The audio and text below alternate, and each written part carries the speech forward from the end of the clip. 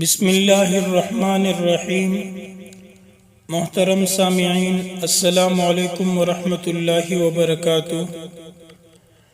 وطن عزیز پاکستان، جس کو لا الہ الا اللہ کے بنیاد پر حاصل کیا گیا تھا تاکہ مسلمان اپنے مذہبی عقائد اور مذہبی احکامات پر آزادانہ طریقے سے عمل کر سکے، لیکن آج یہاں پر مسلمانوں کے ساتھ اور اسلام کے ساتھ جو ظلم ہو رہا ہے وہ کسی سے ڈھکا چھپا نہیں ہے۔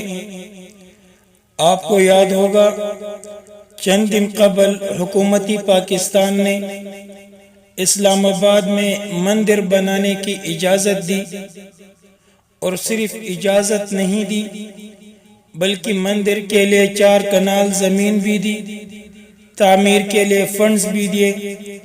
پاکستان کے غیور مسلمان اس درد کو ابھی محسوس کر رہے تھے، اس پر اپنے رد عمل کا بھی اظہار کر رہے تھے کہ اچانک کل 1 جولائی کو خبر آئی کہ وفاقی ترقیاتی ادارہ CDA نے تجاوزات گرانے کے نام پر اسلام آباد کی قدیم مساجد کو شہید کرنے کا سلسلہ شروع کر دیا ہے۔ اور پھر افسوس اور ظلم کی بات یہ کہ ماڈل ٹاؤن اسلام آباد میں بنی ہوئی 20 سے 25 سال پرانی مسجد توحید کو مسمار کیا گیا، اس کو شہید کیا گیا، اور اس ظلم کی جواز کے لیے CDA نے موقف دیا کہ مسجد کی NOC نہیں تھی۔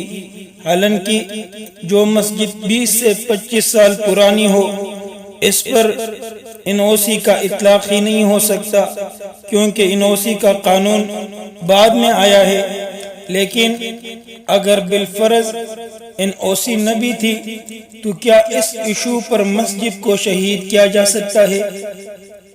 اس حکومت نے اسلام آباد ہی میں مندر کے لیے 4 کنال زمین اور مندر کی تعمیر کے لیے فنڈز دیے، تو کیا وجہ ہے کہ پانی کے نالے کے قریب بیکار سی جگہ جس پر اللہ کا گھر بنا کر اس کو قیمتی بنایا گیا، لیکن ان ظالموں سے یہ برداشت نہ ہوئی، بغیر کسی نوٹس دیے ایک ہی روز میں اچانک آ کر مسجد کو شہید کیا گیا۔